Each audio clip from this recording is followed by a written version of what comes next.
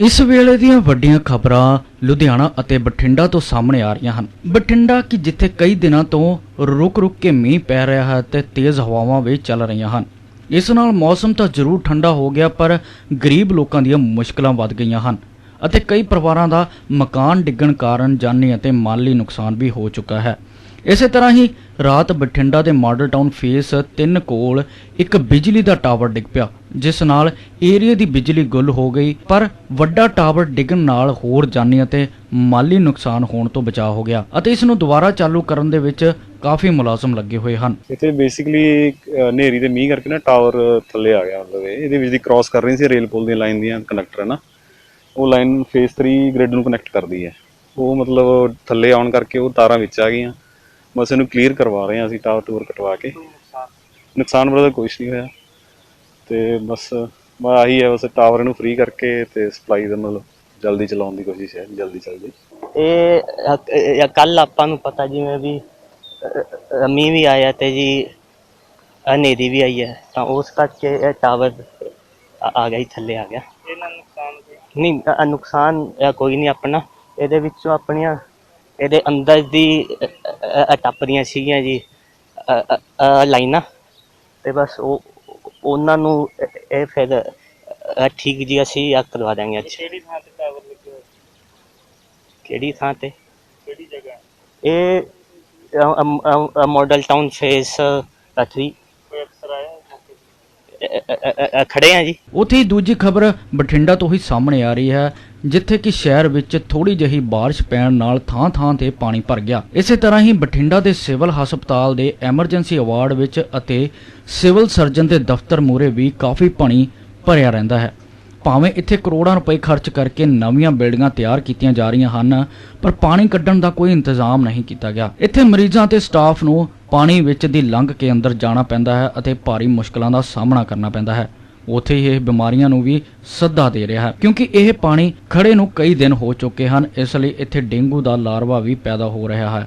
ਪਰ ਸਿਹਤ ਵਿਭਾਗ ਲੋਕਾਂ ਦੇ ਘਰਾਂ ਵਿੱਚ ਜਾ ਕੇ ਪਾਣੀ ਵਿੱਚ ਡੇਂਗੂ ਦੇ ਸੈਂਪਲ ਲੈ ਰਿਹਾ ਹੈ, ਪਰ ਆਪਣੇ ਹੀ ਹਸਪਤਾਲ ਵਿੱਚ ਕੋਈ ਨਿਗਾਹ ਨਹੀਂ ਮਾਰੀ ਜਾ ਰਹੀ। ਅਸੀਂ ਇੱਥੇ ਵੀ ਸਿਵਲ ਹਸਪਤਾਲ ਦੇ ਵਿੱਚ ਪਾਣੀ ਖੜਾ ਹੈਗਾ ਜੀ, ਇੱਥੇ ਬਹੁਤ ਜ਼ਿਆਦਾ। ਇਹ ਕਹਿ ਦਿੰਦੇ ਜੀ ਆਪਣੇ ਘਰਾਂ ਦੀ ਸਫਾਈ ਰੱਖੋ, ਪਾਣੀ ਨਾ ਖੜਨ ਦਿਓ, ਸਿਹਤ ਚੰਗੀ ਰਹੂਗੀ ਜੀ। ਇੱਥੇ ਸਿਵਲ ਹਸਪਤਾਲ ਸਿਵਲ ਦਫ਼ਤਰ ਦੇ ਸਾਹਮਣੇ ਪਾਣੀ ਖੜਾ ਹੈਗਾ ਤੇ ਪਾਣੀ ਦਾ ਹੱਲ ਕੀਤਾ ਜਾਵੇ। ਤੇ ਇਹ ਪਾਣੀ ਮੱਛਰ ਡੇਂਗੂ ਫੈਲਾ ਸਕਦਾ ਹੈਗਾ। ਇਹ ਲੰਘਣ ਟੱਪਣ ਵਾਲੇ ਔਖੇ ਹੁੰਦੇ ਆ। ਤੁਸੀਂ ਹੁਣ ਵਿੱਚ ਦੀ ਗਏ ਪਾਣੀ ਦੇ? ਹਾਂਜੀ, ਵਿੱਚ ਦੇ ਪਾਣੀ ਮੈਂ ਵੀ ਪਾਣੀ ਦੇ ਵਿੱਚ ਹੀ ਗਿਆ ਸੀਗਾ ਜੀ। ਇੱਥੋਂ ਲੰਘਣ ਟੱਪਾ ਬਹੁਤ ਔਖਾ ਹੈਗਾ ਜੀ। ਉੱਥੇ ਹੀ ਤੀਸਰੀ ਖਬਰ ਸਾਹਮਣੇ ਆ ਰਹੀ ਹੈ ਬਠਿੰਡਾ ਦੇ ਪਿੰਡ ਭੁੱਚੋ ਖੁਰਦ ਵਿਖੇ, ਜਿੱਥੇ ਕਿ ਲੋਕਾਂ ਵਿੱਚ ਗਲੀਆਂ ਨਾਲੀਆਂ ਨੂੰ ਬਣਵਾਉਣ ਨੂੰ ਲੈ ਕੇ ਰੋਸ ਪਾਇਆ ਜਾ ਰਿਹਾ ਹੈ। ਉਹਨਾਂ ਦਾ ਕਹਿਣਾ ਹੈ ਕਿ ਗਲੀਆਂ ਨਾਲੀਆਂ ਬਣ ਰਹੀਆਂ ਹਨ, ਪਰ ਅਧੂਰੀਆਂ ਹੀ ਛੱਡ ਕੇ ਦੂਸਰੀਆਂ ਗਲੀਆਂ ਬਣਾਉਣੀਆਂ ਸ਼ੁਰੂ ਕਰ ਦਿੱਤੀਆਂ ਗਈਆਂ ਹਨ ਅਤੇ ਅਧੂਰੀਆਂ ਛੱਡੀਆਂ ਨਾਲੀਆਂ ਦਾ ਪਾਣੀ ਉਹਨਾਂ ਦੀਆਂ ਇਮਾਰਤਾਂ ਦੀਆਂ ਨੀਹਾਂ ਵਿੱਚ ਪੈ ਰਿਹਾ ਹੈ। ਇਸ ਮੌਕੇ ਇੱਕ ਕਾਂਗਰਸੀ ਪਾਰਟੀ ਦੇ ਅਹੁਦੇਦਾਰ ਨੇ ਕਿਹਾ ਕਿ ਇੱਥੇ ਸਾਡੀ ਸਰਕਾਰ ਹੁੰਦਿਆਂ ਨਹੀਂ ਸੁਣੀ ਜਾਂਦੀ, ਆਮ ਲੋਕਾਂ ਦਾ ਕੀ ਹਾਲ ਹੋਵੇਗਾ। ਜੋ ਸ਼ਮਸ਼ਾਨ ਘਾਟ ਨੂੰ ਰਸਤਾ ਜਾਂਦਾ ਹੈ, ਉਸ ਦਾ ਵੀ ਬੁਰਾ ਹਾਲ ਹੋਇਆ ਪਿਆ ਹੈ। ਜਦ ਇਸ ਪੂਰੇ ਮਾਮਲੇ ਤੇ ਪੱਤਰਕਾਰ ਵੱਲੋਂ ਪਿੰਡ ਦਾ ਦੌਰਾ ਕੀਤਾ ਗਿਆ ਤਾਂ ਦੇਖਿਆ ਗਿਆ ਕਿ ਗਲੀਆਂ ਪਾਣੀ ਨਾਲ ਭਰੀਆਂ ਪਈਆਂ ਸਨ ਅਤੇ ਲੋਕਾਂ ਦੇ ਘਰਾਂ ਵਿੱਚ ਪਾਣੀ ਵੜ ਰਿਹਾ ਸੀ। ਨਾਲੀਆਂ ਦਾ ਪਾਣੀ ਇਕੱਠਾ ਹੋ ਕੇ ਲੋਕਾਂ ਦੀਆਂ ਇਮਾਰਤਾਂ ਦੀਆਂ ਨੀਹਾਂ ਵਿੱਚ ਪੈ ਰਿਹਾ ਸੀ। ਲੋਕ ਪਾਣੀ ਵਿੱਚ ਦੀ ਲੰਘਣ ਲਈ ਮਜਬੂਰ ਹੋ ਰਹੇ ਸਨ। ਇੱਥੋਂ ਤੱਕ ਕਿ ਪਾਣੀ ਇੰਨਾ ਜ਼ਿਆਦਾ ਸੀ ਕਿ ਇੱਕ ਟਰੈਕਟਰ ਵੀ ਫਸ ਗਿਆ, ਜਿਸ ਨੂੰ ਬੜੀ ਮੁਸ਼ਕਿਲ ਦੇ ਨਾਲ ਕੱਢਿਆ ਗਿਆ ਅਤੇ ਉੱਥੇ ਲੋਕਾਂ ਦਾ ਇਹ ਵੀ ਕਹਿਣਾ ਹੈ ਕਿ ਅਜਿਹੇ ਪਾਣੀ ਨਾਲ ਕੋਈ ਅਣਹੋਣੀ ਵੀ ਹੋ ਸਕਦੀ ਹੈ। ਪਹਿਲੀ ਗੱਲ ਤਾਂ ਜੀ, ਮੈਂ ਕਾਂਗਰਸ ਦਾ ਜ਼ਿਲ੍ਹਾ ਜਨਰਲ ਸਕੱਤਰ ਹਾਂ। ਪਿੰਡ ਭੁੱਚੋ ਖੁਰਦ ਦਾ ਪ੍ਰਧਾਨ 1998 ਤੋਂ ਬਣਾਇਆ ਮੈਂ ਕਾਂਗਰਸ ਦਾ। ਜਦੋਂ ਆਹ ਪੋਜੀਸ਼ਨ ਮੇਰੇ ਘਰਾਂ ਦੀ ਪੋਜੀਸ਼ਨ ਹੈ, ਮੇਰੇ ਘਰੇ 2 ਫੁੱਟ ਪਾਣੀ ਵੜਿਆ ਗੱਲ, ਤੇ ਲੋਕਾਂ ਦੀ ਕੀ ਸੁਣਵਾਈ ਹੋਊ? ਉੱਥੇ ਜਿੱਥੇ ਵਿਕਾਸ ਕਾਰਜ ਕਰਨ ਵਾਲੇ ਆ ਉੱਥੇ ਤਾਂ ਕਿਤੇ ਡੱਕਾ ਨਹੀਂ ਲਾਇਆ ਹੱਥ ਵੀ। ਜਿੱਥੇ ਲੋੜ ਆ ਉੱਥੇ ਕਰਿਆ ਨਹੀਂ, ਜਿੱਥੇ ਲੋੜ ਨਹੀਂ ਉੱਥੇ ਪਟਕ ਹੋ ਕੇ ਕਰੀ ਜਾਂਦੇ ਹਰਾ। ਤੁਹਾਡੀ ਤਾਂ ਖੁਦ ਸਰਕਾਰ ਆ ਕਿ ਫਿਰ ਇਹ ਕਿਉਂ ਨਹੀਂ ਹੋ ਰਿਹਾ? ਕੋਈ ਨਹੀਂ ਇੱਥੇ ਪੁੱਛ ਰਿਹਾ। ਜਿਹੜੇ ਅਸੀਂ ਜੁੱਤੀਆਂ ਖਾਣ ਵਾਲੇ ਲੋਕਾਂ ਤੋਂ ਵੋਟਾਂ ਮੰਗਣ ਵਾਲੇ ਆ, ਸਾਡੀ ਕੋਈ ਪੁੱਛ ਪ੍ਰਤੀਤ ਨਹੀਂ। ਜਿਹੜੇ ਬੰਦੇ ਹੋਰ ਸੀ ਆਸੇ ਪਾਸੇ ਵਾਲੇ, ਉਹ ਆਗੂ ਬਣੇ ਹੋਏ। ਹੁਣ ਸਾਨੂੰ ਕੋਈ ਨਹੀਂ ਪੁੱਛਦਾ। ਛੱਪੜ ਦਾ 18 ਲੱਖ ਰੁਪਈਆ ਆਇਆ, 4 ਦੀਵਾਰੀ ਕੱਢੀ ਗਈ। ਬਾਕੀ ਇਹਨੂੰ ਕੋਈ ਪੱਟਿਆ ਨਹੀਂ, ਕੁਛ ਨਹੀਂ ਕਰਿਆ, ਹੱਥ ਨਹੀਂ ਲਾਇਆ ਕਿਸੇ ਵੀ ਛੱਪੜ ਨੂੰ ਵੱਢ ਦੇ। ਨਾ ਜੀ, ਬਿਲਕੁਲ ਝੂਠ ਹੈ। ਇੱਕ ਦਿਨ JCB ਚੱਲੀ ਹੈ, ਜਦੋਂ ਛੱਪੜ ਪੱਟਣੇ ਸੀ ਉਦੋਂ ਪੱਟੇ ਨਹੀਂ ਗਏ। ਜਦੋਂ ਮੀਂਹ ਪੈਣ ਲੱਗ ਗਿਆ ਉਦੋਂ 2 ਦਿਨ ਪਹਿਲਾਂ ਛੱਪੜ ਪੱਟਣ ਲੱਗੇ। ਉਹ ਵੀ ਨਿੱਜੀ ਲਾਈ ਹੈ ਕਿਸੇ ਨੇ। ਹੁਣ ਕੀ ਮੰਗ ਕਰਦਾ ਸਰਕਾਰ? ਸਾਡੀ ਮੰਗ ਤਾਂ ਇਹ ਹੈ, ਜਿਹੜਾ ਪਿੰਡ ਦਾ ਕੰਮ ਆ ਦੇਖ ਲਓ ਤੁਸੀਂ, ਪਾਣੀ ਗੰਦਾ ਜਦੋਂ ਸਾਡੀ ਆਹ ਅਖਬਾਰ ਦੀ ਸਾਨੂੰ ਬਿਲਕੁਲ ਬੈਕਗਰਾਊਂਡ ਸੱਟਿਆ ਵਾ, ਕੋਈ ਹੱਥ ਹੀ ਨਹੀਂ ਲਾਉਂਦਾ ਇੱਧਰ। ਉਹ ਨਾਲਾ ਬਣਾਇਆ ਸੀਗਾ ਲੋਕਡਾਊਨ ਪਹਿਲਾਂ 4 ਮਹੀਨੇ ਪਹਿਲਾਂ ਦਾ, ਅਧੂਰਾ ਪਿਆ, ਉੱਥੇ ਹੀ ਛੱਡਤਾ। ਉਹ ਸਾਰਾ ਪਾਣੀ ਕੱਲ ਮੇਰੇ ਘਰੇ 2-2 ਫੁੱਟ ਪਾਣੀ ਵੜਿਆ। ਸਰਪੰਚ ਨੂੰ ਨਹੀਂ ਕੁਝ ਕਿਹਾ ਤੁਸੀਂ? ਸਰਪੰਚ ਨੂੰ ਕਿਹਾ, ਕੱਲ ਸਰਪੰਚ ਨੂੰ ਮੌਕੇ 'ਤੇ ਫੋਨ ਕਰਿਆ, ਪਿੰਡ ਦੇ ਨਗਰ ਨਿਵਾਸੀਆਂ ਨੇ, ਲੋਕਾਂ ਨੇ ਆ ਕੇ ਮੇਰੀ ਕਣਕ, ਮੇਰੀ ਖਾਲਦੀਆਂ ਬੋਰੀਆਂ, ਮੇਰਾ ਘਰ ਬਚਾਇਆ। ਕੱਲ 2-2 ਫੁੱਟ ਪਾਣੀ ਮੇਰੇ ਘਰੇ ਪੱਥਰ ਤੇ ਜਿਹੜਾ ਵਾ ਹੈ ਜੀ। ਸਰਪੰਚ ਨੂੰ ਫੋਨ ਕਰਿਆ, ਪਹਿਲਾਂ ਉਹਦਾ ਕਹਿੰਦਾ ਮੇਰਾ ਬੇਟਾ, ਉਹਦੇ ਬੇਟੇ ਨੇ ਚੱਕਿਆ, ਕਹਿੰਦਾ ਮੇਰਾ ਡੈਡੀ ਹੈ ਨਹੀਂ। ਦੁਬਾਰੇ ਕਰਿਆ, ਸੁੱਚ ਬੰਦ ਸੀ। ਤੀਜੀ ਵਾਰ ਕਰਿਆ, ਕਹਿੰਦਾ ਮੈਂ ਆਉਣਾ, ਆਇਆ ਨਹੀਂ। ਇੱਕ ਐਸੇ ਪੰਚਾਇਤ ਮੈਂਬਰ ਆ ਮਲਕੀਤ ਸਿੰਘ, ਉਹ ਆਇਆ ਇਕੱਲਾ। ਇੱਕ ਮੈਂਬਰ ਨੂੰ ਹੁਣ ਵੀ ਫੋਨ ਕਰਿਆ ਸਾਡੇ ਕਾਂਗਰਸ ਦੇ ਨੂੰ, ਉਹ ਵੀ ਨਹੀਂ ਆਇਆ, ਕਹਿੰਦਾ ਮੈਂ ਆਉਣਾ ਹੈ। ਰਾਤ ਮੈਨੂੰ 9 ਵਜੇ ਫੋਨ ਕਰਿਆ ਇਹਨਾਂ ਨੇ, ਸਰਪੰਚ ਨੇ, ਵੀ ਕਹਿੰਦਾ ਕੋਟ ਭਾਈ ਸਾਹਿਬ MLA ਸਾਹਿਬ ਉਦਘਾਟਨ ਕਰਨ ਆਇਆ ਹੈ ਧਰਮਸ਼ਾਲਾ ਦਾ। ਸਾਡਾ ਤਾਂ ਆਪ ਦੀ ਉਦਘਾਟਨ ਹੋਈ ਜਾਂਦਾ, ਅਸੀਂ ਤਾਂ ਡੁੱਬੇ ਬੈਠੇ ਆ ਘਰੇ। ਕੀ ਨਾਮ ਹੈ ਤੁਹਾਡਾ? ਮੇਰਾ ਨਾਮ ਬਲਵੰਤ ਸਿੰਘ ਖਾਲਸਾ ਜੀ। ਕਿਹੜਾ ਪਿੰਡ ਹੈ ਜੀ? ਪਿੰਡੇ ਪੁੱਛੋ ਖੁਰਦ ਦਾ ਘਰ ਹੈ ਆਪਣਾ ਸਾਹਮਣੇ। ਕੀ ਮਸਲਾ ਹੈ? ਕੀ ਮਸਲਾ ਇੱਥੇ ਜਿਹੜਾ ਛੱਪੜ ਦੀ ਮਿੱਟੀ ਪੱਟੀ, ਉਹ ਛੱਪੜ 'ਚ ਹੀ ਹੈ। ਇਹਨਾਂ ਨੇ ਬਾਹਰ ਕੋਈ ਜਿਹੜੇ ਦੋਨੇ ਗਮੇ ਸੀ, ਦੋਨੇ ਗਮਿਆਂ 'ਚ ਟੋਏ ਪੱਟਤੇ, ਕੋਈ ਟਰਾਲੀ ਕੋਈ ਬਾਹਰ ਨਹੀਂ ਜਾ ਸਕਦੀ। ਵੀ ਇਹਨਾਂ ਨੇ ਪਹਿਲੇ ਤਾਂ ਉਹ ਛੱਪੜ ਵਿੱਢਣਾ ਹੀ ਨਹੀਂ ਸੀ। ਜੇ ਵਿੱਢਿਆ ਸੀ ਤਾਂ ਉਹ ਪਹਿਲਾਂ ਵਿੱਢਿਆ ਜਾਂਦਾ, 1 ਮਹੀਨਾ ਤੋਂ ਪਹਿਲਾਂ, ਤਾਂ ਉਹ ਮਿੱਟੀ ਸੀ ਜਿਹੜੀ ਬਾਹਰ ਖੇਤਾਂ 'ਚ ਵਗ ਜਾਂਦੀ। ਹੁਣ ਖੇਤਾਂ 'ਚ ਤਾਂ ਸਭ ਬਜਾਨ ਸੀ ਜਿਹੜੀ ਉਹ ਹੋ ਚੁੱਕੀ ਸੀ ਝੋਨਿਆਂ ਦੀ, ਤੇ ਹੁਣ ਇਹਨਾਂ ਨੂੰ ਮਿੱਟੀ ਪੱਟਣ ਦੀ ਕੀ ਲੋੜ ਪਈ? ਹੁਣ ਪੱਟਦੇ ਹੀ ਨਾ। ਜਿਹੜਾ ਖਾਲੀ ਦਾ ਰੌਲਾ ਹੈ ਕੀ ਹੈਗਾ? ਇਹ ਖਾਲੀ ਦਾ ਰੌਲਾ ਆਹ ਤੁਸੀਂ ਪਾਣੀ ਆਪ ਦੇਖਦੇ ਹੋ ਵੀ ਇੱਥੇ ਮੈਂ ਬਹੁਤ ਚਿਰ ਦਾ ਇਹ ਕਹਿ ਰਿਹਾ ਵੀ ਪਹਿਲਾਂ ਜਰਾ ਆਹ ਬਣਾ ਲਓ, ਦੋਨੇ ਪਾਸੇ ਮਿੱਟੀ ਰੁਕ ਜੂ। ਇਹ ਮਿੱਟੀ ਤਾਂ ਇਧਰੋਂ ਤੇ ਉਧਰੋਂ 4 ਚਫੇਰੋਂ ਆਈ ਜਾਂਦੀ ਹੈ, ਇਹ ਤਾਂ ਖਰ ਗਈ। ਤੇ ਇੱਥੇ ਮਨਾਈ ਦਾ ਇਹੀ ਫਾਇਦਾ ਸੀ ਜੇ ਆਹ ਮੂਰਲਾ ਸੰਨ ਬਣਦਾ। ਅਸੀਂ ਤਾਂ ਇਹੀ ਗੱਲ ਕਹਿੰਦੇ ਆ ਵੀ ਆਹ ਮੂਰਲਾ ਸੰਨ ਪਹਿਲਾਂ ਮੰਨਣਾ ਚਾਹੀਦਾ ਸੀ, ਇਹਨਾਂ ਨੇ ਕਿਉਂ ਨਾ ਮਨਾਇਆ? ਕਿੰਨਾ ਕੁ ਟਾਈਮ ਹੋ ਗਿਆ ਇਸ ਨੂੰ ਤਾਂ ਬਹੁਤ ਚਿਰ ਹੋ ਗਿਆ ਜੀ। ਆ ਬਹੁਤ ਉਹ ਤਾਂ ਇਹ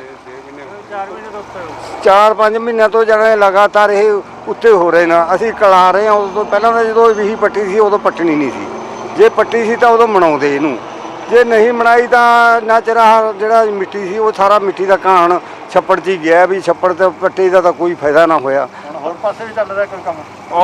ਆ ਹੁਣ ਤਾਂ ਕੰਮ ਤਾਂ ਇਹ ਦਸਤਾਂ ਹੀ ਚੱਲ ਰਿਹਾ ਹੈ ਜੀ। ਉਧਰ ਪਰਲੇ ਪਾਸੇ ਚੱਲ ਰਿਹਾ ਛੱਪੜ ਦੇ, ਇੱਥੇ ਸੀ ਹਾਂ ਪਰਲੇ ਪਾਸੇ ਚੱਲਣਾ ਹੈ। ਉਧਰ ਪਿੱਛੇ ਸਕੂਲ ਕੋਲੇ ਸੀ ਜਿਹੜੇ ਜਵਾਕਾਂ ਦਾ ਨਾਂਗਾ ਸੀ, ਉਹ ਵੀ ਉੱਥੇ ਹੀ ਹੈ ਵਿਚਾਲੇ। ਉਹ ਵਿੱਢ ਕੇ ਉਹ ਧਰਿਆ ਪਿਆ, ਉਹ ਨਹੀਂ ਕੋਈ ਸਿਰੇ ਤਾਂ ਬੀਹੀ ਕੋਈ ਨਹੀਂ ਲੱਗੀ। ਆਹ ਬੀਹੀ ਵੀ ਬਹੁਤ ਇੱਥੇ ਆਇਆ ਸੀ, ਲੜ ਕੇ ਇੱਥੋਂ ਤਾਂ ਹੀ ਲਿਆਂਦੀ ਹੈ ਇਹਨਾਂ ਨੇ। ਬਸ ਕਿਤੇ ਉੱਥੇ ਛੱਡਤਾ ਟੋਟਾ, ਜਾਂ ਕਿਤੇ ਉੱਥੇ ਛੱਡਤਾ, ਤੇ ਲਗਾਤਾਰ ਕੋਈ ਕੰਮ ਨਹੀਂ ਹੋਇਆ। ਜਿਹੜਾ ਮੀਂਹਾਂ ਦੀ ਰੁੱਤ ਤੇ ਨਿਆਵਾਂ 'ਚ ਪਾਣੀ ਪਈ ਜਾਂਦਾ, ਇਹ ਨਿਆਵਾਂ 'ਚ ਪਾਣੀ ਪਈ ਜਾਂਦਾ। ਅਸੀਂ ਤਾਂ ਹੀ ਇਹ ਕਲਾਉਂਦੇ ਸੀ ਵੀ ਆਹ ਬੀਹੀ ਆਹ ਮੂਹਰਲੀ ਖਾਲੀ ਬਣ ਜੇ ਤਾਂ ਨਿਆਵਾਂ 'ਚ ਤਾਂ ਹਟ ਜੇ। ਵੀ ਨਿਆਵਾਂ 'ਚ ਇਸ ਕਾਰਨ ਪੈ ਰਿਹਾ, ਇਹ ਥੋੜ੍ਹੀ ਜਿਹੀ ਗਾਹਾਂ ਖਾਲੀ ਤੋੜਨ ਦੀ ਹੱਕ ਸੀਗਾ, ਉਹਨਾਂ ਨੇ ਤੋਰੀ ਨਹੀਂ, ਤੇ ਹੋਰ ਕੋਈ ਇੱਥੇ ਤੋੜਨ ਵਾਲਾ ਹੈ ਨਹੀਂ ਸੀ। ਹਾਂਜੀ, ਮਕੰਦ ਸਿੰਘ। ਕੀ ਕਹਿਣਾ, ਕੀ ਗੱਲ? ਅਸੀਂ ਇਹ ਦੱਸਣਾ ਚਾਹੁੰਦੇ ਹਾਂ ਵੀ ਸਾਡੀਆਂ ਜਿਹੜੀਆਂ 3 ਬ੍ਰਾਂਚਾਂ ਨੇ ਪਿੱਛੇ ਬੀਹੀਆਂ, ਥੋੜੀਆਂ ਟੋਟੇ, ਵੱਡੀ ਮੇਨ ਬੀਹੀ ਬਣਾਤੀ, ਸਿਰੇ ਲਿਆਏ। ਸਾਡੀਆਂ ਟੋਟੇ ਉਵੇਂ ਹੀ ਪਿਆ, ਹਲੇ ਜੀ ਪਾਸ ਕਰਾਵਾਂਗੇ ਅਸੀਂ, ਐਂ ਕਰਾਂਗੇ ਬਾਹਰ ਕਰਾਂਗੇ। ਵੀ ਇਹ ਜਾ ਕੇ ਹਾਲਤ ਦੇਖ ਲਓ, ਪਾਣੀ ਆ ਜ਼ਿਆਦਾ ਖੜਾ ਬਣਾਉਣੀ, ਸਾਡੇ ਘਰ ਡਿੱਗਣ ਨੂੰ ਤਿਆਰ ਹੈ। ਮੇਰਾ ਨਾਮ ਰਫੀ ਮੁਹੰਮਦ ਹੈ ਜੀ, ਮੈਂ ਪਿੰਡ ਭੁੱਚੋ ਖੁਰਦ ਦਾ ਰਹਿਣ ਵਾਲਾ। ਤੇ ਸਾਡਾ ਜੀ ਪੰਚਾਇਤ ਪ੍ਰਤੀ ਇਹ ਰੋਸ ਹੈਗਾ ਕਿ ਸਾਡੀਆਂ ਜਿਹੜੀਆਂ ਗਲੀਆਂ ਨਾਲੀਆਂ ਨੇ ਉਹ ਜਿਹੜੀਆਂ ਜ਼ਰੂਰੀ ਹੈਗੀਆਂ ਉਹ ਨਹੀਂ ਬਣ ਰਹੀਆਂ। ਜਿਹੜੀਆਂ ਉੱਚੀਆਂ ਗਲੀਆਂ ਉਹ ਪੱਟੀਆਂ ਜਾਂਦੀਆਂ। ਮੇਨ ਰਾਹ ਜੀ ਸ਼ਮਸ਼ਾਨ ਘਾਟ ਨੂੰ ਜਾਂਦਾ, ਉਹਦੇ 'ਚ ਜਾ ਕੇ ਦੇਖੋ ਗੋਡੇ ਪਾਣੀ ਹੈ ਜੀ। ਕਿਸੇ ਪਾਸੇ ਵੀ ਕੋਈ ਵਿਕਾਸ ਦਾ ਹੱਲ ਨਹੀਂ ਆ। ਛੱਪੜ ਪੱਟਣਾ ਹੁਣ ਸ਼ੁਰੂ ਕੀਤਾ ਜੀ ਇਹਨਾਂ ਨੇ। ਆਹ ਦੱਸੋ ਹੁਣ ਮੀਂਹ ਦੇ ਮੌਸਮ ਦੇ ਵਿੱਚ ਛੱਪੜ ਪੱਟਣ ਦਾ ਕੋਈ ਹੱਕ ਹੈ ਜੀ? ਕੋਈ ਗੱਲ ਹੈ ਜੀ? ਇਹ ਤੁੱਕ ਨਹੀਂ ਬਣਦੀ ਕਿ ਕੋਈ ਵੀ ਹੁਣ ਛੱਪੜ ਪੱਟੀਏ ਆਪਾਂ। ਜਿਹੜੀਆਂ ਗਲੀਆਂ ਨਾਲੀਆਂ ਬਣੀ ਜਾਂਦੀਆਂ ਅੱਧ ਵਿਚਾਲੇ ਛੱਡੀਆਂ ਪਈਆਂ। ਹਾਂਜੀ ਹਾਂ, ਇਹ ਬਿਲਕੁਲ ਜੀ। ਦੇਖੋ ਹੁਣ ਤੁਸੀਂ ਇੱਧਰ ਗਲੀ ਦਾ ਕੰਮ ਚੱਲ ਰਿਹਾ, ਉਹ ਪੂਰੀ ਨਹੀਂ ਲੱਗੀ। ਇੱਧਰ ਪਟਾਈ ਹੋ ਰਹੀ ਆ, ਇੱਧਰ ਪਟਾਈ ਹੋ ਰਹੀ ਆ। ਲੋਕ ਆਪਣੇ ਟਰੈਕਟਰਾਂ ਦਾ ਤੇਲ ਫੂਕ ਕੇ ਮਿੱਟੀ ਸਿੱਟਦੇ ਆ, ਉਹ ਮਿੱਟੀ ਪਾਣੀ ਨਾਲ ਮੀਂਹ ਦੇ ਪਾਣੀ ਨਾਲ ਛੱਪੜ 'ਚ ਜਾਂਦੀ ਹੈ ਜੀ। ਨਿਆਂ 'ਚ ਪਾਣੀ ਪਾ ਰਿਹਾ 3 ਨਾਲੀਆਂ ਦਾ, ਉਹਦੇ ਬਾਰੇ ਕੀ ਕਹਿਣਾ? ਇਹ ਸਾਰਾ ਕੁਝ ਜੀ ਤੁਹਾਡੇ ਸਾਹਮਣੇ ਹੀ ਆ, ਸਭ ਕੁਝ ਦੀਦਾ ਆਪਾਂ ਨੂੰ। ਦਾ ਅਧਿਕਾਰੀ ਆ, ਕੋਈ ਵੀ ਇੱਥੇ ਆ ਕੇ ਕੋਈ ਕੁਝ ਨਹੀਂ ਪੁੱਛ ਗਿੱਛ ਕਰ ਰਿਹਾ। ਕੀ ਕਹਿੰਦਾ ਸਰਪੰਚ ਨੂੰ? ਸਰਪੰਚ ਕੁਝ ਵੀ ਨਹੀਂ ਕਹਿ ਰਿਹਾ ਜੀ। ਸਰਪੰਚ ਨੂੰ ਪੁੱਛੋ ਜਾ ਕੇ, ਕਹਿ ਦਿੰਦਾ ਕਰ ਦਿਆਂਗੇ ਜੀ। ਇਹ ਨਹੀਂ ਪਤਾ ਵੀ ਕਦੋਂ ਹੋਣਾ। ਉੱਥੇ ਹੀ ਜਦ ਇਸ ਮਾਮਲੇ ਬਾਰੇ ਸਰਪੰਚ ਨਾਲ ਗੱਲਬਾਤ ਕੀਤੀ ਗਈ ਤਾਂ ਉਹਨਾਂ ਦਾ ਕਹਿਣਾ ਹੈ ਕਿ ਪਰਸੋਂ ਹੀ ਨਾਲੀਆਂ ਬਣਵਾਈਆਂ ਗਈਆਂ ਸਨ ਅਤੇ ਮੀਂਹ ਕਾਰਨ ਅਧੂਰੀਆਂ ਰਹਿ ਗਈਆਂ ਸਨ, ਜਿਸ ਤੋਂ ਬਾਅਦ ਉਹਨਾਂ ਨੇ ਇਹਨਾਂ ਨੂੰ ਪੂਰੀਆਂ ਕਰਨ ਦਾ ਵੀ ਵਾਅਦਾ ਕੀਤਾ। ਨਹੀਂ ਇਹੋ ਜਿਹੀ ਕੋਈ ਗੱਲ ਨਹੀਂ ਜੀ, ਪ੍ਰੋਪਰ ਤਾਂ ਜਿਹੜੀਆਂ ਗਲੀਆਂ ਆਪਾਂ ਸਟਾਰਟ ਕੀਤੀਆਂ ਪ੍ਰੋਪਰ ਬਣ ਰਹੀਆਂ। ਹੁਣ ਕੀ ਕਹਿ ਰਹੇ ਪਿੰਡ ਵਾਲੇ ਜੀ? ਉਹ ਪਿਛਲੀਆਂ 2 ਗਲੀਆਂ ਆਈਆਂ, ਹਾਂਜੀ ਨਿਆਂ 'ਚ ਪਾਣੀ ਪਈ ਜਾਂਦਾ ਹੈਗਾ। ਉਹ ਕਹਿੰਦੇ 2 ਮਹੀਨੇ ਹੋ ਗਏ, ਉਹ ਰੋਕਤੀ, ਉੱਥੇ ਆਹ ਨਵੀਂ ਸ਼ੁਰੂ ਕਰ ਦਿਓ। ਨਹੀਂ ਜੀ, ਉਹ ਪ੍ਰੋਪਰ ਤਿਆਰ ਤਾਂ ਹੋ ਗਈ ਜੀ, ਉਹ ਪ੍ਰੋਪਰ ਤਿਆਰ ਹੋ ਗਈ ਗਲੀ। ਉਹ ਸਿਰੇ ਤੱਕ ਪਾਤੀ ਉਹਦੇ 'ਚ? ਨਹੀਂ, ਹਾਂ ਨਹੀਂ ਨਾਲ ਹੀ ਰਹਿੰਦੀ ਹੈ ਜੀ। ਫਿਰ ਉਹ ਨਾਲੀ ਹੁਣ ਅਗਲੀ ਬਣ ਜੂਗੀ। 3 ਨਾਲੀਆਂ ਦਾ ਪਾਣੀ ਜਦੋਂ ਮੇਰੀ ਗੱਲ ਹੁਣ ਮੇਰਾ ਸਵਾਲ ਪਹਿਲਾਂ ਸੁਣ ਲਓ, ਜਿੱਥੇ 3 ਨਾਲੀਆਂ ਦਾ ਪਾਣੀ ਪੈਂਦਾ ਹੈ ਉੱਥੋਂ ਗਾਹਾਂ ਸ਼ੁਰੂ ਕਰਤੀ ਹੈ ਕਿ ਬਣਾਤੀ ਨਾਲੀ? ਨਹੀਂ, ਨਾਲੀ ਤਾਂ ਹਜੇ ਉਹ ਬਣਾਉਣੀ ਹੈ ਜੀ। ਉਹ ਜਿਹੜੇ ਮਕਾਨ ਹਨ ਨਾਲੀ- ਲੋਕਾਂ ਦੇ ਉਹਨਾਂ 'ਚ ਪਾਣੀ ਪਾਈ ਜਾਂਦਾ ਨਿਆਹਾਂ 'ਚ, ਜੇ ਉਹ ਡਿੱਗ ਪਏ ਜਾਂ ਪਟ ਗਏ, ਜ਼ਿੰਮੇਵਾਰ ਪੰਚਾਇਤ ਹੈ ਕਿ ਉਹ ਆਪ ਖੁਦ? ਨਹੀਂ, ਕੋਈ ਪਾਣੀ ਨਹੀਂ ਪੈ ਰਿਹਾ ਜੀ। ਦੇਖੋ ਉਧਰ ਢਾਲ ਆ ਰਹੀ ਹੈ, ਇਧਰੋਂ ਕੋਈ ਪਾਣੀ ਨਹੀਂ ਖੜਦਾ ਉਸੇ ਗਲੀ ਦੇ ਵਿੱਚ। ਢਾਲ ਆ ਰਹੀ ਹੈ। 2 ਮਿਸਤਰੀ ਸਾਡੇ ਉਧਰ ਲਾਏ ਵੇ ਸੀਗੇ। ਖਾਲੀ ਬਣੀ ਹੈ ਜੇ ਢਾਲ ਆਈ ਹੈ ਤਾਂ? ਕਿਹੜੀ ਨਾਲੀ ਜੀ? ਜਿਹੜੀ ਉਹ ਗਾਹਾਂ 3 ਨਾਲੀਆਂ ਜਿੱਥੇ ਡਿੱਗਦੀਆਂ ਉਹ ਗਾਹਾਂ ਨਹੀਂ, ਨਾਲੀ ਉਹ ਨੀਵੀਂ ਜ਼ਰੂਰ ਹੈ ਜੀ।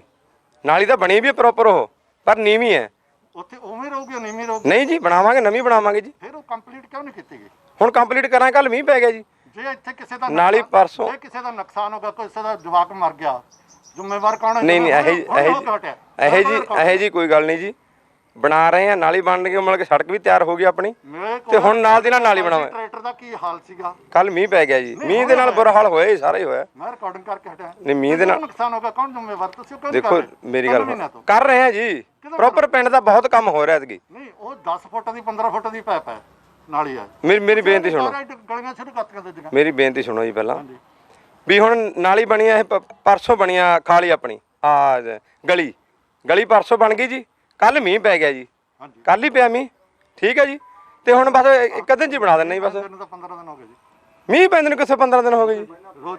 ਇੱਥੇ ਤੇ ਪਿਆ ਹੀ ਨਹੀਂ ਜੀ। ਉੱਥੇ ਹੀ ਚੌਥੀ ਖਬਰ ਲੁਧਿਆਣਾ ਤੋਂ ਸਾਹਮਣੇ ਆ ਰਹੀ ਹੈ, ਜਿੱਥੇ ਕਿ ਕਰੋਨਾ ਵਾਇਰਸ ਦੇ ਕੇਸ ਲਗਾਤਾਰ ਵਧਦੇ ਜਾ ਰਹੇ ਹਨ, ਜਿਸ ਨੂੰ ਲੈ ਕੇ ਪ੍ਰਸ਼ਾਸਨ ਵੱਲੋਂ ਹੁਣ ਨਵੀਆਂ ਹਦਾਇਤਾਂ ਜਾਰੀ ਕੀਤੀਆਂ ਗਈਆਂ ਹਨ। ਲੁਧਿਆਣਾ ਦੇ ਡਿਪਟੀ ਕਮਿਸ਼ਨਰ ਵਰਿੰਦਰ ਸ਼ਰਮਾ ਨੇ ਇਸ ਸੰਬੰਧੀ ਸੋਸ਼ਲ ਮੀਡੀਆ ਤੇ ਗੱਲਬਾਤ ਕੀਤੀ। ਉਹਨਾਂ ਕਿਹਾ ਕਿ ਕਰੋਨਾ ਤੇ ਠੱਲ ਪਾਉਣ ਲਈ ਨਵੀਆਂ ਹਦਾਇਤਾਂ ਜਾਰੀ ਕੀਤੀਆਂ ਗਈਆਂ ਹਨ, ਜਿਨ੍ਹਾਂ ਦੀ ਪਾਲਣਾ ਲੋਕਾਂ ਲਈ ਬੇहद ਜ਼ਰੂਰੀ ਹੈ। ਉਹਨਾਂ ਕਿਹਾ ਕਿ ਲਗਾਤਾਰ ਦਫ਼ਤਰਾਂ ਦੇ ਵਿੱਚ ਅਫਸਰ ਅਤੇ ਅਧਿਕਾਰੀ ਵੀ ਕਰੋਨਾ ਨਾਲ ਸੰਕਰਮਿਤ ਪਾਏ ਜਾ ਰਹੇ ਹਨ, ਜਿਸ ਕਰਕੇ ਇਹ ਨਵੀਆਂ ਹਦਾਇਤਾਂ ਜਾਰੀ ਕੀਤੀਆਂ ਗਈਆਂ ਹਨ। ਜਾਣਕਾਰੀ ਦਿੰਦਿਆਂ ਲੁਧਿਆਣਾ ਦੇ ਡਿਪਟੀ ਕਮਿਸ਼ਨਰ ਵਰਿੰਦਰ ਸ਼ਰਮਾ ਨੇ ਦੱਸਿਆ ਕਿ ਹੁਣ ਇੱਕ ਥਾਂ ਤੇ 5 ਤੋਂ ਵੱਧ ਲੋਕ ਇਕੱਠੇ ਨਹੀਂ ਹੋ ਸਕਣਗੇ। ਇਸ ਤੋਂ ਇਲਾਵਾ ਪਹਿਲਾਂ ਵਿਆਹਾਂ ਦੇ ਵਿੱਚ ਜੋ 50 ਲੋਕਾਂ ਦੇ ਇਕੱਠ ਹੋਣ ਦੀ ਇਜਾਜ਼ਤ ਸੀ, ਉਸ ਨੂੰ ਵੀ ਘਟਾ ਕੇ 30 ਕਰ ਦਿੱਤਾ ਗਿਆ ਹੈ। ਉਹਨਾਂ ਕਿਹਾ ਕਿ ਜਨਤਕ ਥਾਵਾਂ ਤੇ ਮਾਸਕ ਲਾਉਣਾ ਪਹਿਲਾਂ ਦੀ ਤਰ੍ਹਾਂ ਹੀ ਲਾਜ਼ਮੀ ਹੋਵੇਗਾ। ਇਸ ਤੋਂ ਇਲਾਵਾ ਮੰਗ ਪੱਤਰਾਂ ਤੇ ਪੂਰੀ ਤਰ੍ਹਾਂ ਪਾਬੰਦੀ ਲਾ ਦਿੱਤੀ ਗਈ ਹੈ। ਉਹਨਾਂ ਕਿਹਾ ਕਿ ਦਫ਼ਤਰ ਵਿੱਚ ਕੋਈ ਵੀ ਮੰਗ ਪੱਤਰ ਦੇਣ ਨਹੀਂ ਪਹੁੰਚੇਗਾ, ਉਸ ਲਈ ਵੱਖਰੀ ਇੱਕ WhatsApp ਨੰਬਰ ਅਤੇ ਈਮੇਲ ਜਾਰੀ ਕੀਤੀ ਗਈ ਹੈ। ਵਰਿੰਦਰ ਸ਼ਰਮਾ ਨੇ ਕਿਹਾ ਕਿ ਪਬਲਿਕ ਡੀਲਿੰਗ ਵੀ ਘਟਾ ਦਿੱਤੀ ਗਈ ਹੈ, ਕਿਉਂਕਿ ਲਗਾਤਾਰ ਕਰੋਨਾ ਨਾਲ ਅਫਸਰ ਅਤੇ ਅਧਿਕਾਰੀ ਵੀ ਪੀੜਤ ਹੋ ਰਹੇ ਹਨ। ਇਸ ਦੇ ਨਾਲ ਹੀ ਡਿਪਟੀ ਕਮਿਸ਼ਨਰ ਨੇ ਸਾਫ਼ ਕਹਿ ਦਿੱਤਾ ਕਿ ਇਨ੍ਹਾਂ ਨਿਯਮਾਂ ਦੀ ਜੇਕਰ ਕੋਈ ਉਲੰਘਣਾ ਕਰੇਗਾ ਤਾਂ ਉਸ ਉੱਪਰ ਸਖਤ ਕਾਰਵਾਈ ਕੀਤੀ ਜਾਵੇਗੀ। ਮੈਂ ਵਰਿੰਦਰ ਕੁਮਾਰ ਸ਼ਰਮਾ, ਡਿਪਟੀ ਕਮਿਸ਼ਨਰ ਲੁਧਿਆਣਾ, ਅੱਜ ਤੁਹਾਡੇ ਨਾਲ ਕੁਝ ਇੰਪੋਰਟੈਂਟ ਅਨਾਉਂਸਮੈਂਟਸ ਸਾਂਝੀਆਂ ਕਰ ਰਹੇ ਹਾਂ। ਜਿਹੜਾ ਪਿਛਲੇ ਦਿਨਾਂ ਦੇ ਵਿੱਚ ਕੋਵਿਡ-19 ਦਾ ਜਿਹੜਾ ਪ੍ਰਕੋਪ ਹੈ ਉਹ ਹੋਰ ਵਧਿਆ ਹੈਗਾ। ਇਹਨੂੰ ਧਿਆਨ 'ਚ ਰੱਖਦੇ ਹੋਏ ਜਿੱਥੇ ਅਸੀਂ ਆਮ ਜਨਤਾ ਨੂੰ, ਲੁਧਿਆਣਾ ਦੇ ਸੂਝਵਾਨ ਵਾਸੀਆਂ ਨੂੰ ਪਹਿਲਾਂ ਵੀ ਅਪੀਲ ਕਰਦੇ ਰਹੇ ਹਾਂ, ਜਿਹੜੇ ਵੀ ਨੋਰਮਸ ਨੇ ਉਹਨਾਂ ਨੂੰ ਫੋਲੋ ਕਰਨ ਲਈ ਸਰਕਾਰ ਵੱਲੋਂ ਇੱਕ ਤਾਂ ਇਹ ਦੇਖਿਆ ਗਿਆ ਹੈ ਕਿ ਪਿਛਲੇ ਦਿਨਾਂ ਦੇ ਦੌਰਾਨ ਬਹੁਤ ਸਾਰੀਆਂ ਜਿਹੜੇ ਵੱਡੇ ਇਕੱਠ ਹੋਣੇ ਸ਼ੁਰੂ ਹੋ ਗਏ ਸੀ, ਕੋਈ ਮੰਗ ਪੱਤਰ ਵਗੈਰਾ ਦੇਣ ਦੇ, ਜਿਹਦੇ ਨਾਲ ਇਹ ਬਿਮਾਰੀ ਫੈਲ ਰਹੀ ਸੀਗੀ। ਉਹਦੇ ਤਾਬੇ ਜਿਹੜੀ ਨਵੀਂ ਹਦਾਇਤ ਆਈ ਹੈ ਕਿ 5 ਤੋਂ ਵੱਧ ਬੰਦਿਆਂ ਦਾ ਇਕੱਠ ਨਹੀਂ ਕੀਤਾ ਜਾ ਸਕੇਗਾ। ਵਿਆਹਾਂ ਦੇ ਵਿੱਚ ਵੀ ਜਿਹੜੀ 50 ਦੀ ਸੰਖਿਆ ਸੀ, ਲਾੜੇ ਤੇ ਲਾੜੀ ਦੋਨੇ ਪੱਖਾਂ ਦੇ ਜਿਹੜੇ ਗੈਸਟ ਮਿਲਾ ਕੇ, ਮਹਿਮਾਨ ਮਿਲਾ ਕੇ, ਉਹ ਸੰਖਿਆ ਜਿਹੜੀ ਹੈ ਹੁਣ ਘਟਾ ਕੇ 30 ਕਰ ਦਿੱਤੀ ਗਈ ਹੈ। ਐਵੇਂ ਜ਼ਿਕਰ ਹੀ ਅੰਤਮ ਸੰਸਕਾਰ ਤੇ ਜਿਹੜੀ ਬੰਦਿਆਂ ਦੀ ਸੰਖਿਆ ਉਹ 20 ਰਹੇਗੀ। ਇਸ ਤੋਂ ਇਲਾਵਾ ਜਿੰਨੇ ਵੀ ਮੈਰਿਜ ਪੈਲੇਸ ਦੇ ਓਨਰ ਹੋਣਗੇ, ਮਾਲਕ ਹੋਣਗੇ, ਉਹਨਾਂ ਦੀ ਇਹ ਜ਼ਿੰਮੇਵਾਰੀ ਰਹੇਗੀ ਕਿ ਉਹ ਇਹਨਾਂ ਜਿਹੜੇ ਨਵੇਂ ਨਿਯਮ ਨੇ ਉਹਨਾਂ ਦਾ ਪਾਲਣਾ ਸਹੀ ਤਰੀਕੇ ਨਾਲ ਕਰਾਉਣ, ਔਰ ਹੋਟਲ ਜਾਂ ਬੈਂਕਟ ਹਾਲ ਜਿੱਥੇ ਕਿ ਇਹ ਫੰਕਸ਼ਨ ਹੁੰਦੇ ਨੇ ਉਹਨਾਂ ਦੀ ਪ੍ਰੋਪਰ ਵੈਂਟੀਲੇਸ਼ਨ ਕਰਾਉਣ ਦੀ ਜ਼ਿੰਮੇਵਾਰੀ ਵੀ ਉਸ ਹੋਟਲ ਦੇ ਮਾਲਕ ਦੀ ਹੋਏਗੀ। ਇਸ ਤੋਂ ਇਲਾਵਾ ਜਨਤਕ ਥਾਵਾਂ ਤੇ ਜਿਹੜੀ ਮਾਸਕ ਹੈਗੀ ਆ ਉਹ ਪਾਣੀ ਪਹਿਲਾਂ ਵੀ ਜ਼ਰੂਰੀ ਹੈ, ਹੁਣ ਵੀ ਜ਼ਰੂਰੀ ਰਹੇਗੀ। ਜਿਹੜੇ ਲੋਕ ਨਹੀਂ ਪਾਣਗੇ ਉਹਨਾਂ ਦੇ ਚਲਾਨ ਕੀਤੇ ਜਾਣਗੇ। ਇਸ ਤੋਂ ਇਲਾਵਾ ਜਿਹੜੀ ਦਫ਼ਤਰ ਹੈਗੇ ਨੇ, ਦਫ਼ਤਰਾਂ ਦੇ ਵਿੱਚ ਪਿਛਲੇ ਦਿਨਾਂ ਦੇ ਦੌਰਾਨ ਇਹ ਦੇਖਣ 'ਚ ਆਇਆ ਕਿ ਬਹੁਤ ਸਾਰੇ ਅਫਸਰ ਇਹਦੇ ਨਾਲ ਪ੍ਰਭਾਵਿਤ ਹੋ ਗਏ ਹੈ। ਹੁਣ ਅਲਟੀਮੇਟਲੀ ਆਪਾਂ ਇਹ ਦੇਖਣਾ ਹੈਗਾ ਵੀ ਆਪਾਂ ਇੱਕੋ ਦਮ ਦਫ਼ਤਰਾਂ 'ਚ ਭੀੜ ਪਾ ਕੇ ਅਗਰ ਐਡਮਿਨਿਸਟ੍ਰੇਸ਼ਨ ਹੀ ਕੋਲੈਪਸ ਕਰ ਜਾਂਦੀ ਹੈ, ਉੱਧਰ ਨੂੰ ਜਾਣਾ ਹੈ ਕਿ ਐਡਮਿਨਿਸਟ੍ਰੇਸ਼ਨ ਨੂੰ ਵੀ ਚਾਲੂ ਰੱਖਣਾ ਹੈ, ਦਫ਼ਤਰਾਂ ਨੂੰ ਵੀ ਚਾਲੂ ਰੱਖਣਾ ਹੈ, ਐਟ ਦਾ ਸੇਮ ਟਾਈਮ ਲੋਕਾਂ ਦੀ ਸਿਹਤ ਵੀ ਠੀਕ ਰੱਖਣੀ ਹੈ। ਇਸ ਲਈ ਜਿਹੜੇ ਕਰਮਚਾਰੀ ਨੇ ਉਹਨਾਂ ਨੂੰ ਤੇ ਜਿਹੜੇ ਅਫਸਰ ਨੇ ਉਹਨਾਂ ਦੀ ਸਿਹਤ ਨੂੰ ਧਿਆਨ 'ਚ ਰੱਖਦੇ ਹੋਏ ਦਫ਼ਤਰਾਂ ਦੇ ਵਿੱਚ ਪਬਲਿਕ ਡੀਲਿੰਗ ਹੈ ਉਹ ਘਟਾਈ ਜਾਏਗੀ। ਪਰ ਲੋਕਾਂ ਦੀਆਂ ਸਮੱਸਿਆਵਾਂ ਜਿਹੜੀਆਂ ਹੈਗੀਆਂ ਨੇ ਤਾਂ ਕਿ ਉਹਨਾਂ 'ਚ ਕੋਈ ਪ੍ਰੋਬਲਮ ਨਾ ਆਵੇ, ਆਨਲਾਈਨ ਜਿਹੜੀਆਂ ਐਪਲੀਕੇਸ਼ਨਾਂ ਜਾਂ WhatsApp ਰਾਹੀਂ ਜਿਹੜੀਆਂ ਹੈਗੀਆਂ ਉਹ ਪ੍ਰਾਪਤ ਕਰਕੇ ਉਹਨਾਂ ਦਾ ਹੱਲ ਕੀਤਾ ਜਾਵੇਗਾ। ਇਸ ਤੋਂ ਇਲਾਵਾ ਜਿਹੜੀ ਹੈਗੀ ਹੈ ਦਫ਼ਤਰਾਂ ਦੇ ਵਿੱਚ ਮੀਟਿੰਗਾਂ ਹੈਗੀਆਂ ਨੇ ਉਹਨਾਂ ਨੂੰ ਅਵੋਇਡ ਕਰਕੇ ਆਨਲਾਈਨ ਮੀਟਿੰਗਾਂ ਕੀਤੀਆਂ ਜਾਣਗੀਆਂ। ਖਾਸ ਕਰ 5 ਤੋਂ ਵੱਧ ਬੰਦੇ ਕਿਸੇ ਵੀ ਦਫ਼ਤਰ 'ਚ ਇਕੱਠੇ ਨਹੀਂ ਹੋਣਗੇ ਕਿਸੇ ਵੀ ਮੀਟਿੰਗ ਦੇ ਲਈ।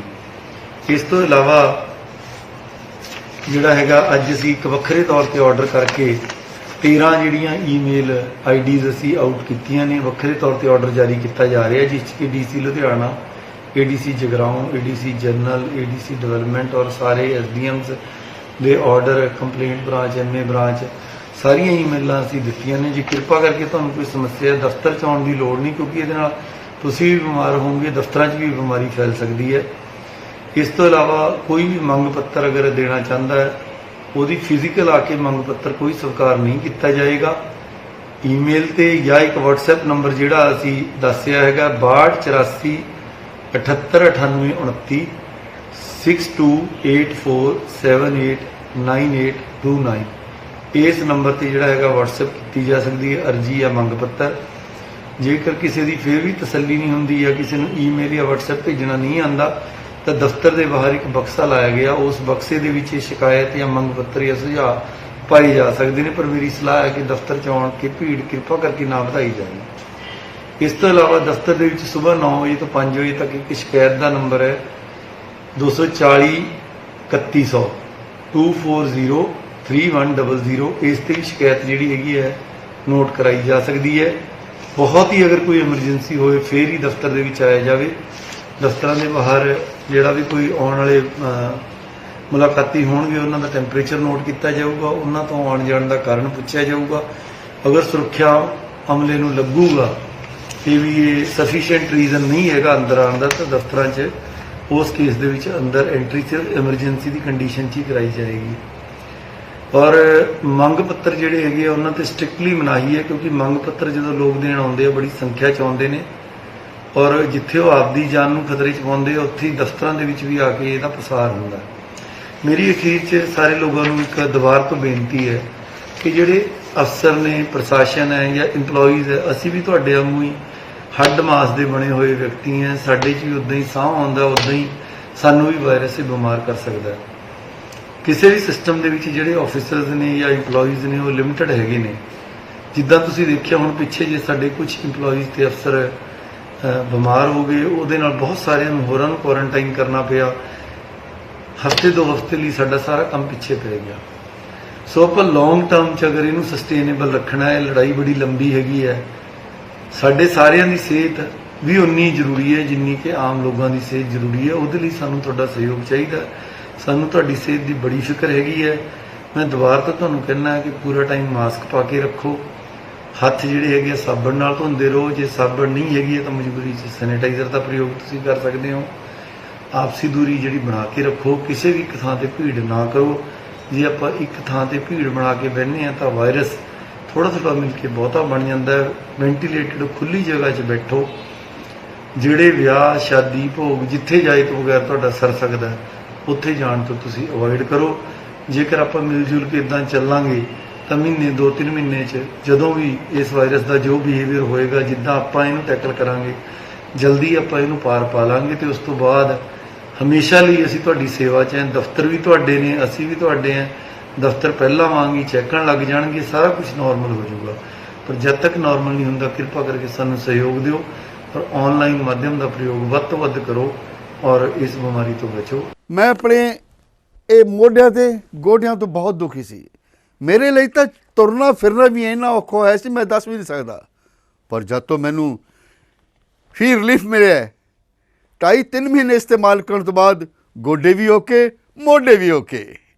ਜੇ ਤੁਸੀਂ ਵੀ ਕਿਸੇ ਇਸ ਤਰ੍ਹਾਂ ਦੀ ਬਿਮਾਰੀ ਤੋਂ ਪਰੇਸ਼ਾਨ ਹੋ ਤੇ ਬੇਝਿਜਕ ਹੋ ਕੇ ਇਸ ਨੂੰ ਇਸਤੇਮਾਲ ਕਰੋ। ਸਿਰਫ 2.5-3 ਮਹੀਨੇ ਇਹ 125 ਬਿਮਾਰੀਆਂ ਤੱਕ ਦਾ ਇਲਾਜ ਕਰ ਸਕਦਾ ਹੈ। ਫੀ ਰਿਲੀਫ ਹਮੇਸ਼ਾ ਯਾਦ ਰੱਖੋ। ਬਸ ਕੁਝ ਦਿਨਾਂ ਤੋਂ ਮੈਨੂੰ ਬਾਲਾਂ ਦੀ ਬੜੀ ਸਮੱਸਿਆ ਸੀ। ਮੇਰੇ ਬਾਲ ਝੜਨੇ ਸ਼ੁਰੂ ਹੋ ਗਏ ਸੀ। ਮੈਨੂੰ ਮੇਰੇ ਦੋਸਤ ਨੇ ਆਇਲ ਫੀ ਰਿਲੀਫ ਵਾਲੇ ਦੱਸਿਆ। ਮੈਂ ਇਹ ਤੇਲ 3 ਕੁ ਮਹੀਨੇ ਲਾਣਾ ਆਪਣੇ ਸਿਰ ਤੇ ਅਪਲਾਈ ਕੀਤਾ। ਇਹ ਬਿਲਕੁਲ ਆਯੁਰਵੈਦਿਕ ਤੇਲ ਹੈ ਇਹਦਾ ਕੋਈ ਸਾਈਡ ਇਫੈਕਟ ਨਹੀਂ ਹੈ। ਤੇ ਮੇਰੇ ਬਾਲ ਜਿਹੜੇ ਗੰਜਪਣ ਪੈਣਾ ਸ਼ੁਰੂ ਹੋ ਗਿਆ ਸੀ ਉਹ ਦੁਬਾਰਾ ਆਉਣ ਲੱਗ ਗਏ ਤੇ ਮੈਨੂੰ ਤਾਂ ਬੜਾ ਫਾਇਦਾ ਦਿੱਤਾ ਇਸ ਨੇ। ਜੇ ਤੁਹਾਨੂੰ ਵੀ ਕਿਸੇ ਇਸ ਤਰ੍ਹਾਂ ਦੀ ਪ੍ਰੋਬਲਮ ਦਾ ਤੁਸੀਂ ਸਾਹਮਣਾ ਕਰ ਰਹੇ ਹੋ ਤਾਂ ਇਹ ਤੇਲ ਲਾਣਾ ਨਾ ਭੁੱਲੋ।